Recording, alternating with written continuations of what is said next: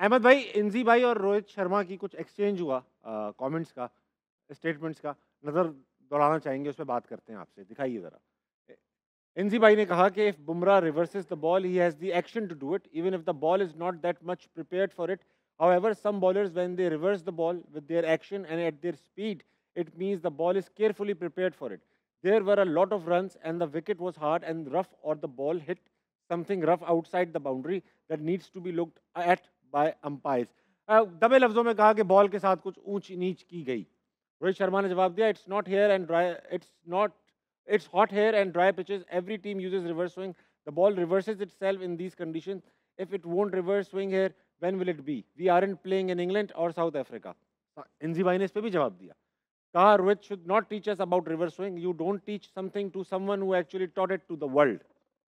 तो कोई ये अच्छी बात तो नहीं है कि अगर आपने ये चीजें दुनिया को सिखाई हैं, अब आप नेशनल टेलीविजन पे बैठ के ये बता रहे हैं रिवर्स स्विंग तो बुरी चीज नहीं है। रिवर्स स्विंग फिर ये देखें, उन्होंने एक चीज का एक्यूज किया, ठीक है। अब एक्यूज करने के बाद वो ये जब उसने जवाब दिया रोहित शर्मा ने, तो वो कह रहे हैं कि यार तुम हमें ना बताओ, हम नहीं ये सारी दुनिया। तो ये कोई अच्छी चीज है ये जो आप अपने मुल्क की ये खुद ही तारीफें कर रहे हैं आप। मैं इससे ज्यादा इस पे कमेंट नहीं करना चाहूंगा, उमर ने कुछ करना तो कर दे। अच्छा, इंजी भाई आजकल क्योंकि वो भी टीवी शो में बैठे हैं तो वो भी कुछ कह रहे हैं, तो उन्होंने ऐसा कहा, उमर भाई आपने जो बताया था कि आपका टेस्ट उन्होंने लिया, फिटनेस का टेस्ट, फिर आपको वहाँ भेजा चैंपियंस ट्रॉफी में, और ये सब बाय बुक हुआ और आप वापस आए, ये भी बाय बुक हुआ, क्योंकि वहाँ पे आपका जब टेस्ट लिया गया तो आपने गालिबन कहा कि भाई मेरी पर्सनल प्रॉब्लम्स है, घर पे कोई मसाइल हैं जिसकी वजह से मैं वो कर नहीं पाया, टेस्ट क्लियर नहीं कर पाया, इसलिए। क्या ये सच है? देखिए, पहली बात तो ये है कि मैंने फिटनेस टेस्ट दिया था, इंजी भाई खुद खड़े हुए थे। हाँ, ये तो और उन्होंने क्लियर किया जो मैंने लास्ट शो में, फर्स्ट शो में मैंने बोला था। और जैसे मैंने उनकी स्टेटमेंट सुनी है कि उन्होंने बोला कि जी हमने, मेरी बात हुई, कोच वहाँ पे खड़ा हुआ था, कप्तान वहाँ पे खड़ा हुआ था, अहमद भी उस टूर पे था। पहली बात तो ये है कि अगर आपको मेरे पे नहीं ट्रस्ट, आप कप्तान को फ़ोन करके पूछ लें कि भाई जब उमर के फिटनेस टेस्ट हुए थे क्या तुम साथ खड़े हुए थे। और दूसरी बात यह है कि जैसे इंजी भाई बोल रहे हैं कि वहाँ से रिपोर्ट आई तो मैंने वो देखा, अगर इंजी भाई वहाँ पे होते ना तो तब ये बात इंजी भाई करते तो वो ज़्यादा मुझे अच्छा लगता। अगर वो नहीं देख पा रहे अपनी आंखों से, तो वो किसी की बातों में ट्रस्ट कर रहे हैं, तो इस तरह की स्टेटमेंट उनको सूट नहीं करती, क्योंकि वो हमारे पाकिस्तान के लेजेंड हैं।